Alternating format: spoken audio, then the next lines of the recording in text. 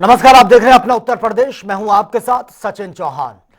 धरती आबा भगवान बिरसा मुंडा की 150वीं जयंती जनजातीय गौरव दिवस के इस अवसर पर जनपद सोनभद्र में कार्यक्रम आयोजित किया गया, जहां पर मुख्यमंत्री योगी आदित्यनाथ ने बतौर मुख्य अतिथि शिरकत की है और 548 करोड़ की 432 परियोजनाओं की सौगात दी। वहीं सीएम ने कार्यक्रम को संबोधित भी किया। कहा, जनजातीय समुदाय को सम्मान दिलाने का डबल इंजन की बीजेपी एनडीए की सरकार ने किया है।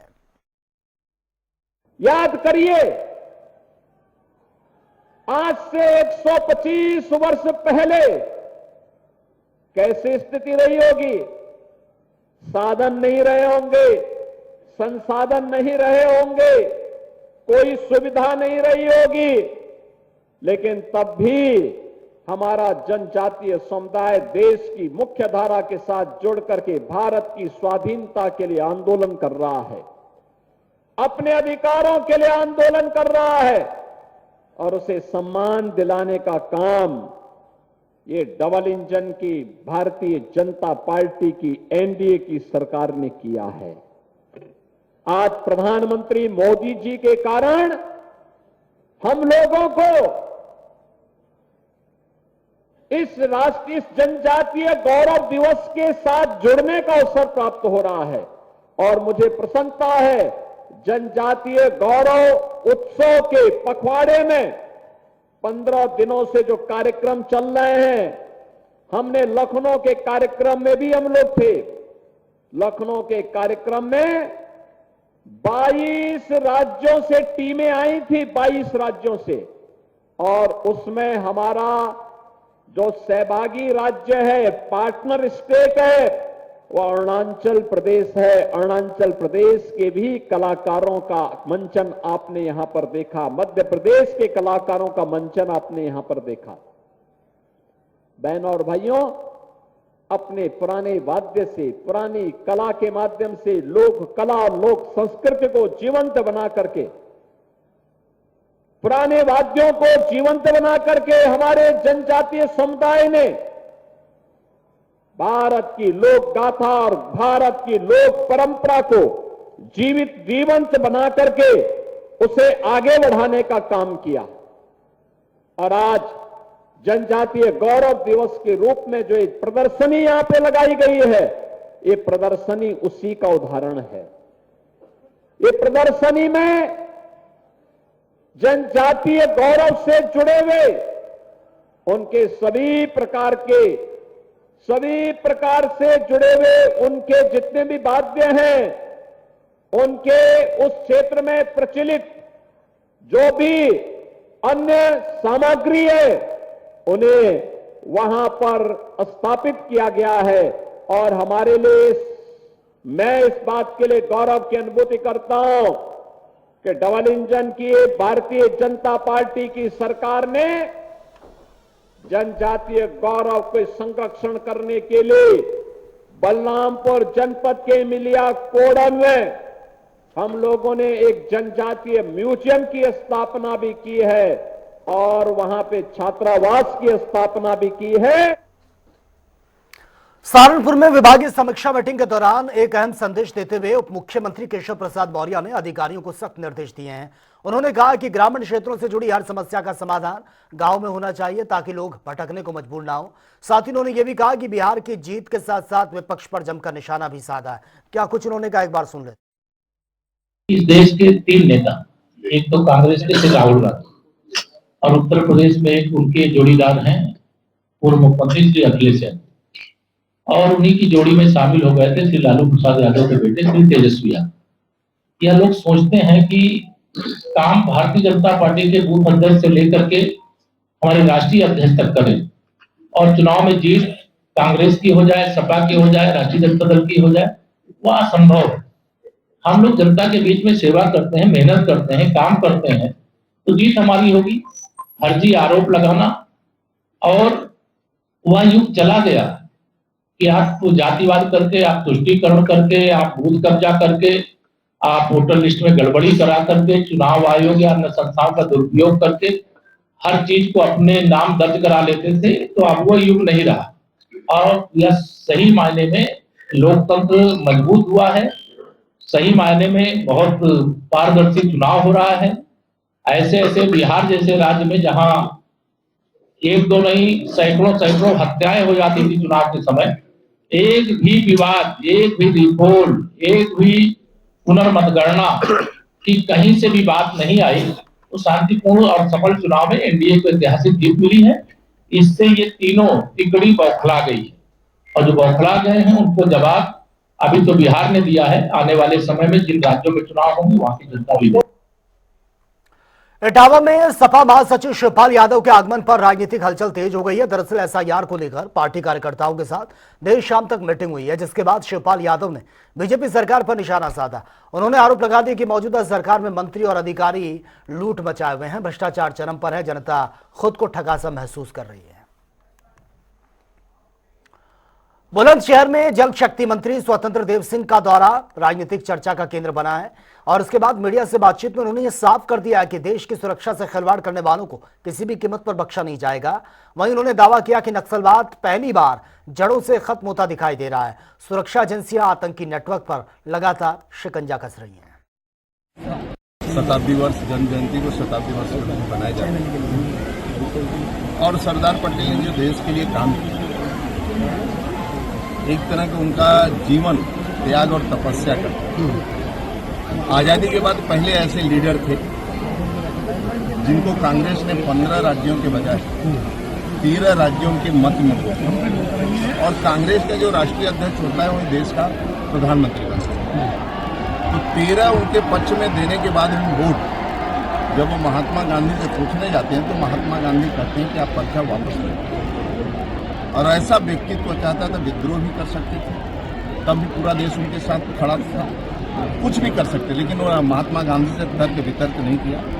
एक अनुशासन प्रिय, देश के प्रति समर्पण, त्याग और तपस्या की मूर्ति उन्होंने आए तुरंत पर्चा वापस लिया और पंडित नेहरू देश के प्रधानमंत्री। तो उनके जीवन का एक त्याग दिखाया जाता है कि ऐसे आज़ादी के बाद एक पहला लीडर है जो देश का सत्ता मिल रहा हो और सत्ता को छोड़कर जो भी नेता कहता है उसकी बात मानते हैं। दूसरी घटना उनके जीवन का, लगभग 563-62 रियासतों में से हिंदुस्तान की 559 रियासतें बिना डंडा लाठी के एक सूत्र में बंध गई और 3 रियासतें जो जूनागढ़ हैदराबाद, वह भी कोई ज़्यादा ताकत नहीं लगाना पड़ा, वह भी जूनागढ़ भाग गया और हैदराबाद में मिल गया और कश्मीर एक शेष था बचा, जो आज आदरणीय मोदी जी आने के बाद 370 धारा जो सरदार पटेल का सपना था वह साकार किया। लेकिन राष्ट्र की एकता अखंडता की आज जो एक सूत्र में पूरा दुनिया देश हमारा बना हुआ है तो सरदार पटेल के कारण है और सरदार पटेल के कारण। कुल मिलाकर हम लोगों के विपक्ष में और देश के खिलाफ ऐसी बहुत सी गुमराह शक्तियाँ काम कर रही हैं और आप निश्चिंत रहिए, आदरणीय मोदी जी के रहते हुए कोई भी दोषी बख्शा नहीं जाएगा, न छोड़ा जाएगा।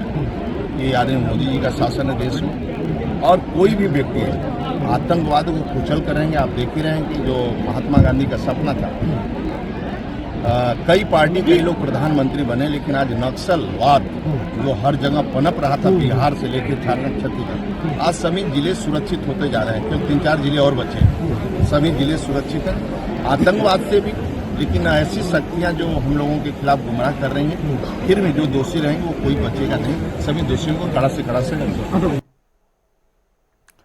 कौशाम्बी में सरदार पटेल की 150वीं जयंती पर निकाली गई एकता यात्रा के दौरान पहुंचे जिले के प्रभारी राज्य मंत्री दिनेश प्रताप सिंह ने मंच से कांग्रेस नेतृत्व और विपक्षी दलों पर तीखे हमले बोले हैं। उन्होंने राहुल गांधी और अखिलेश यादव पर विदेशी यात्राओं, जनसमर्थकों के कमी और परिवारवाद को लेकर भी सवाल उठाए हैं। प्रधानमंत्री नरेंद्र मोदी की विदेश नीति और वैश्विक स्तर पर बड़े भारत के सम्मान का हवाला दिया है। साथ ही दुबई में बने 750 करोड़ के भव्य मंदिर से दुनिया में ऊंची हुई भारत की प्रतिष्ठा का उल्लेख भी किया। विपक्ष पर निशाना भी साधा और इस दौरान दिए गए उनके बयान प्रदेश की सियासत में नई हलचल पैदा कर गए हैं। तो और क्या कह सकते हैं आप? मुझे राहुल गांधी के बारे में सवाल पूछ रहे हो, मुझे दुख इस बात का है जिसको बिहार की जनता ने नकार दिया हो, जिसको देश की जनता ने नकार दिया हो, ऐसे आदमी की स्वीकार्यता का कोई औचित्य नहीं उठता। अगर वो कह रहे हैं कि चुनाव सही नहीं हुआ है तो ये तो बिहार की जनता से पूछे ना, जहां सही हो जाता है। रायबरेली से जब सांसद होते हैं तब चुनाव अच्छा हो जाता, तब ईवीएम को दोष नहीं देते। जब एमपी बनना होता है, वायनाड से बहन भी हो गई, राज्यसभा की एमपी उनकी मां भी हो गई, वो खुद रायबरेली से एमपी हो गए, तब चुनाव आयोग भी बेहतर था, तब ईवीएम भी कोई खतरा नहीं था, तब कोई बेईमानी भारत की सरकार नहीं करती, उत्तर प्रदेश की सरकार नहीं करती। जब वो हारने लगते हैं तो सारा दोष अपने पापों का, अपने अकर्मण्यता का, जो गैर राजनीतिक कदम है कि चुनाव होते हैं और वो चले जाते हैं विदेश घूमने के लिए। तो आप अपने से पूछो कि आप कितने सीरियस हो। मुझे गर्व है इस देश के गृह मंत्री पर, 20 सालों में आज तक कोई विदेश यात्रा नहीं किया। और जो हमारे देश के प्रधानमंत्री जी हैं, वो भी अगर विदेश जाते हैं तो भारत का सम्मान बढ़ाने जाते हैं या भारत के नागरिकों की जरूरत को पूरा करने जाते हैं, इंजॉय करने नहीं जाते हैं। मैं पूछना चाहता हूं राहुल गांधी से, तुम कांग्रेस पार्टी की सेवा करने के बजाय आप विदेश में क्या करने जाते हो?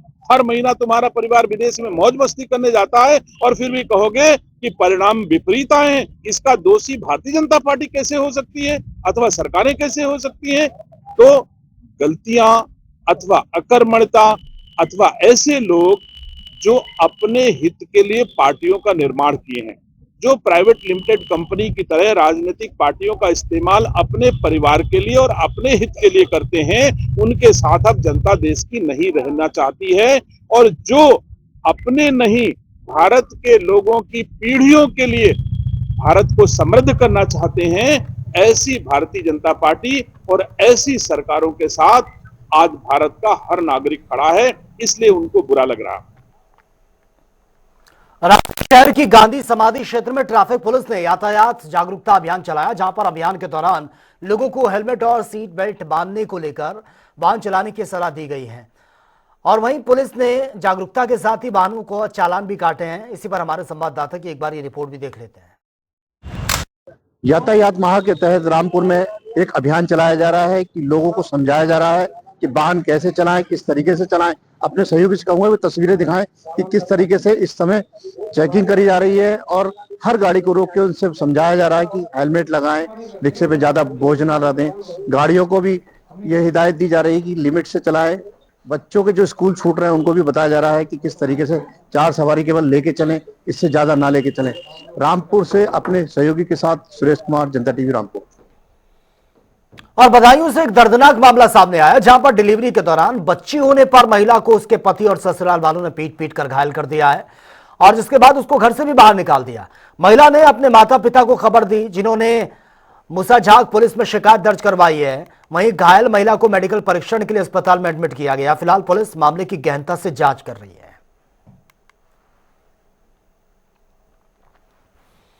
चलिए आगे बढ़ते हैं। मुख्यमंत्री योगी आदित्यनाथ जनजातीय परंपराओं को बढ़ावा देने और उनकी संस्कृति को मुख्य धारा से जोड़ने के लिए विशेष पहल कर रहे हैं। आपको बता दें कि लखनऊ में शुरू हुआ जनजातीय भागीदारी उत्सव जनजातीय समाज के सम्मान, संरक्षण, सशक्तिकरण का बड़ा मंच बन गया है।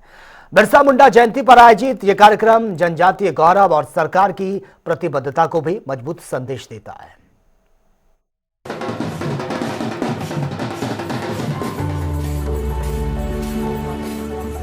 उत्तर प्रदेश में मुख्यमंत्री योगी आदित्यनाथ के नेतृत्व में जनजाति समाज के सम्मान, संरक्षण और सशक्तिकरण के लिए लगातार कार्य किए जा रहे हैं। इसी श्रृंखला में मुख्यमंत्री ने इंदिरा गांधी प्रतिष्ठान में ढोल नगाड़ों की थाप के साथ जनजाति भागीदारी उत्सव का शुभारंभ किया, जिसका उद्देश्य जनजातीय परंपराओं को मुख्य धारा से जोड़ना है। डबल इंजन की सरकार जनजातीय गौरव की पुनर्स्थापना के साथ ही जनजातीय समाज के द्वारा लगातार जो मांग की जा रही थी उनके प्रति तो अपनी संवेदना और सद्भावना व्यक्त ही की गई है, लेकिन साथ साथ उनके संरक्षण के लिए, उनकी सुरक्षा के लिए, उनकी विरासत के संरक्षण के लिए हर प्रकार का सपोर्ट, समर्थन और सहयोग ये डबल इंजन की सरकार उन्हें कर रही है। भगवान बिरसा मुंडा की 150वीं जयंती के अवसर पर देश भर में मनाई जा रही जनजाति गौरव पखवाड़े को उत्तर प्रदेश में विशेष उत्साह के साथ मनाया जा रहा है। इसी क्रम में लखनऊ के इंदिरा गांधी प्रतिष्ठान में 13 से 18 नवंबर तक 6 दिवसीय जनजाति भागीदारी उत्सव आयोजित किया जा रहा है। यहाँ जनजातीय कलाकारों को अपनी संस्कृति, नृत्य, लोक कला और परंपराओं को प्रदर्शित करने के लिए भव्य मंच प्रदान किया गया है, जबकि हस्तशिल्प, पारंपरिक व्यंजन और सरकारी योजनाओं की प्रदर्शनी उनकी आत्मनिर्भरता के सफर को उजागर कर रही है। तो आदरणीय योगी जी का जिस तरह से लगाव जनजातीय समुदाय के प्रति है, उनका रहन सहन, बोली, भाषा, कल्चर, उनकी कला, उनके अधिकार, उनके कल्याण की योजनाओं को धरातल पर उतार के लागू करने का लगातार उपक्रम उनके द्वारा किया जा रहा है। ये उत्सव जहां जनजातीय संस्कृति की समृद्ध विरासत को उजागर कर रहा है, वहीं राष्ट्रीय एकता और सामाजिक सौहार्द का मजबूत संदेश भी दे रहा है। हमारे 22 राज्यों के सांस्कृतिक कार्यक्रम हो रहे हैं, व्यंजन परोसे जा रहे हैं और सबसे बड़ी बात, आपस में चर्चा परिचर्चाएं हो रही हैं। एक भारत श्रेष्ठ भारत को हम लोग आगे बढ़ा रहे हैं। सरकार की जन कल्याणकारी योजनाओं और निरंतर प्रयासों का ही परिणाम है कि जनजातीय समुदाय के लोग अब आत्मनिर्भर बनकर नए भारत के निर्माण में सक्रिय भूमिका निभा रही हैं। रोजगार के जो अवसर थे, लोगों को हस्तकला और उनके जो आजीविका थी, वो उन्हीं की परंपरा से जोड़ने का जो काम है वो इस सरकार में हुआ है। जिस तरह से जो योजनाएं हैं और जो विकास के जो कार्य हो रहे हैं सरकार की तरफ से, वो सुचारू रूप से चल रहे हैं। डबल इंजन सरकार की योजनाओं और लगातार प्रयासों के चलते जनजातीय समुदाय शिक्षा, रोजगार और उद्यमिता के क्षेत्रों में नई ऊंचाइयां हासिल कर रहा है। पहले विकास से दूर रहने वाला ये समाज अब देश के विकास में महत्वपूर्ण भूमिका निभा रहा है। योगी सरकार की किसान हितैषी नीतियों से किसानों की आमदनी में स्पष्ट इजाफा देखने को मिल रहा है। आपको बता दें कि बाराबंकी में धान खरीद के लिए 94 क्रय केंद्र स्थापित किए गए, जहां पर पारदर्शी प्रक्रिया के साथ रिकॉर्ड धान खरीद ये की जा रही है और पिछले साल की तुलना में 2.5 गुना अधिक खरीद हुई है, जिसमें 48 घंटे के भीतर भुगतान ने किसानों को बड़ी राहत भी दी है।